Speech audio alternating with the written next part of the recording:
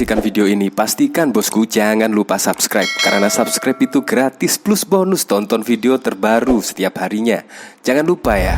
Ya memang sih, mulai dipimpin oleh AHY, kualitas kader Demokrat ya menurut saya semakin menurun ya. Bahkan tidak mengetahui sejarah.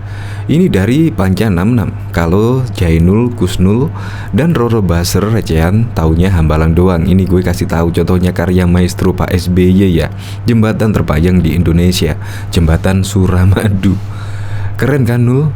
Kalau dilihat dari kalimatnya ini tidak bercanda loh. Ini seolah-olah pamer lah. Ya pamer kebodohan ya kayaknya ya.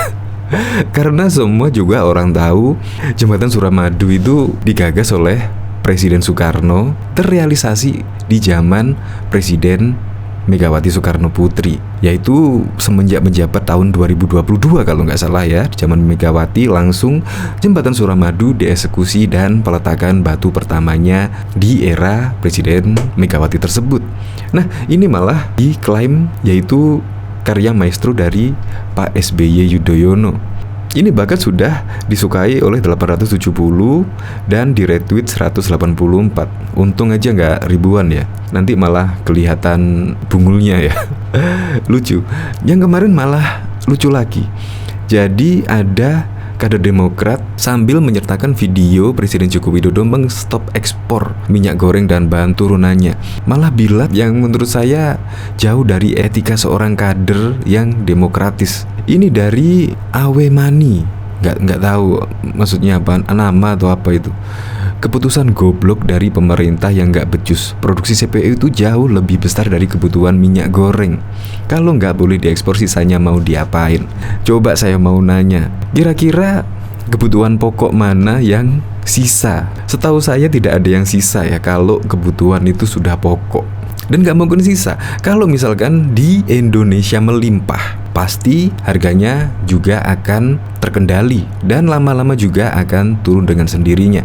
Karena yang kemarin penyebab harga minyak goreng melambung tinggi dikarenakan stok minyak goreng langka, alias langka tidak ada di pasaran, sehingga membuat harga minyak goreng melambung cukup tinggi dan naik 2 kali lipat. Nah, makanya kebijakan Presiden Joko Widodo menstop ekspor minyak goreng ya kemungkinan untuk beberapa bulan lah, sehingga ketersediaan stok minyak di dalam negeri melimpah. Ini malah ngomong demikian ya, seolah-olah jauh dari kader yang dekat dengan rakyat. Kalau omongannya sudah seperti ini, goblok. Ya bisa jadi karena hal tersebut pun Ruhut Sitompul malah mentweet lah. Aku sangat malu pernah menjadi kader Partai Demokrat yang waktu itu ikut memenangkan partai dengan 147 perwakilan anggota DPR di Senayan. Aku yakin sampai kapanpun partai ini tidak akan dapat memenangkan seperti ini lagi karena kader-kadernya sekarang tahunya hanya ngebacot merdeka. Sambil memposting sebuah berita yaitu Jokowi larang ekspor CPO, politisi Demokrat keputusan goblok dari pemerintah yang gak becus. Ya lama-lama seharusnya pada momen 2024 seharusnya ya kualitas kader Demokrat lebih mengutamakan etika sopan santun ya. Jadi mengkritiknya ya nggak seperti itu, apalagi mengkritik kebijakan dari orang nomor 1 di Indonesia. Seharusnya lebih sopan dan memakai data-data yang realistis. Untuk lebih lengkapnya simak berita berikut ini, Good News Indonesia. Ruhut sampai mengaku malu pernah jadi kader Partai Demokrat. Politisi PDI Perjuangan Ruhut Sitompul mengaku malu bahwa dirinya pernah menjadi kader Partai Demokrat. Hal itu disampaikan oleh Ruhut melalui akun Twitter pribadinya pada Selasa 26 April 2022. Ruhut menggugah sebuah tangkapan layar dari berita berjudul Jokowi larang ekspor CPO, politisi Demokrat keputusan goblok dari pemerintah yang gak becus. Politisi Partai Demokrat yang melontarkan pernyataan tersebut adalah Ardi Wirda Mulia. Ia menyampaikan itu melalui akun Twitternya. Menanggapi pernyataan Ardi, Ruhut mengaku malu pernah menjadi bagian dari Partai Demokrat hingga ikut memenangkannya. Aku sangat malu pernah menjadi kader Partai Demokrat yang waktu itu ikut memenangkan partai dengan 147 perwakilan anggota DPR di Senayan. Tulisnya dikutip dari populis.id dari suara dari cuitan akun Ruhut Sitompul yang diunggah pada Selasa 26 April 2022. Ruhut bahkan mengatakan bahwa Partai Demokrat tidak akan mendapat kemenangan lagi seperti era Susilo Bambang Yudhoyono. Hal itu karena menurutnya, kader-kader Partai Demokrat saat ini hanya tahu soal ngebajot. Ia menyampaikan, "Aku yakin sampai kapanpun partai ini tidak akan dapat memenangkan seperti ini lagi, karena kader-kadernya sekarang tahunya hanya ngebajot merdeka." Seperti yang diketahui, saat rapat paripurna bersama para menteri tentang pemenuhan kebutuhan pokok, Presiden Joko Widodo memutuskan untuk melarang ekspor minyak goreng dan minyak sawit mentah atau crude palm oil (CPO). Hal itu sebagai imbas dari ditetapkannya tersangka korupsi minyak goreng, baik dari Kementerian Perdagangan Kemendak sendiri maupun pihak dari swasta. Larangan ekspor minyak goreng dari dan CPO tersebut akan berlaku sejak Kamis 28 April 2022 mendatang dan tidak diketahui sampai kapan peraturan itu diberlakukan. Cuitan Ruhut kemudian menerima berbagai macam reaksi dari warganet, baik yang pro maupun dan yang kontra. Pinternya cuma komentar dan bikin proyek mangkrak, kata Gajang. Aneh gak sih, Bang, statement kayak gitu muncul dari kader partai yang gagal dan banyak merugikan negara, bahkan banyak buktinya masih teronggok, balas kuduk. Sama juga, sangat menyesal dulu pilih SBY dan Demokrat sampai 2 kali malah ketahuan belangnya di setelah tidak menjabat. Jadi merasa ditipu. Siap-siap PDI Perjuangan akan dikindikan pula sama Om ini pungkas Puardibu. Habis manis sepah kau buang abangku, imbuh Stefani. Selain itu, masih ada beberapa balasan yang ditulis oleh netizen pada cuitan Ruhut mengenai rasa malunya pernah menjadi kader Partai Demokrat.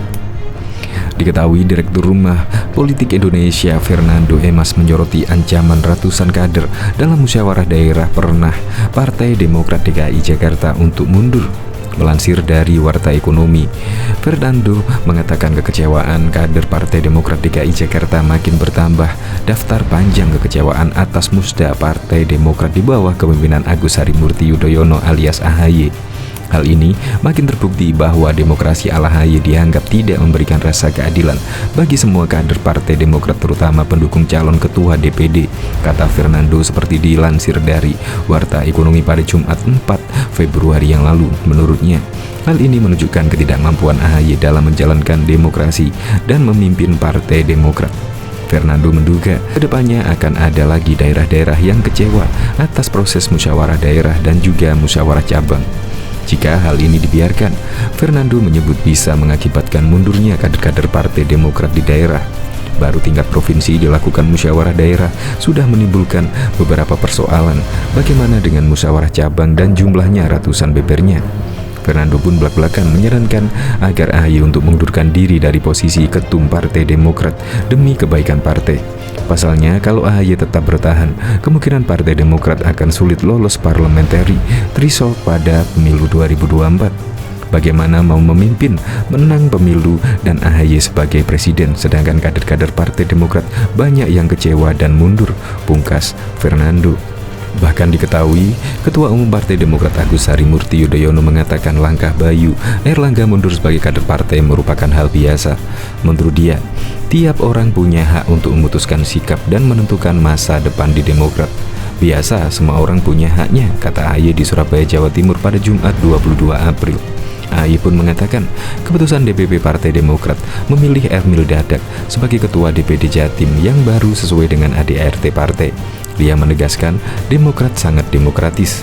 Kami sangat demokratis, semua diatur dengan mekanisme yang diatur dalam konstitusi Demokrat, yaitu ADART 2020, ujarnya. AHY menilai dinamika di internal partai saat ini tidak jadi menghambat bagi Demokrat untuk terus melangkah maju. Dia mengatakan Demokrat saat ini ingin mulai fokus pada persiapan pemilu 2024. Tentu itu bukan menghambat bagi kami untuk terus fokus menghadirkan solusi untuk masyarakat. Secara politik, kami ingin fokus pada target pencapaian dalam pemilu 2024, ujar AHY. Kader Partai Demokrat Bayu Airlangga menyatakan mundur dari partai setelah dirinya tidak dipilih DPP partai sebagai Ketua DPD Jatim yang baru. Padahal menurut musyawarah daerah 2022, Bayu meraih dukungan 25 DPC. Sementara itu, Emil Dardak hanya meraup suara 13 DPC, namun penetapan dilakukan oleh DPP Demokrat di Jakarta. DPP Partai Demokrat menjelaskan hasil musda tidak menjadi keputusan final sesuai ADART partai. DPP melakukan uji kepatutan dan kelayakan fit and proper test terhadap kandidat Ketua DPD yang muncul di musda. Berdasarkan uji kepatutan dan kelayakan itu, DPP Demokrat pun memilih Emil sebagai Ketua DPD Demokrat Jatim.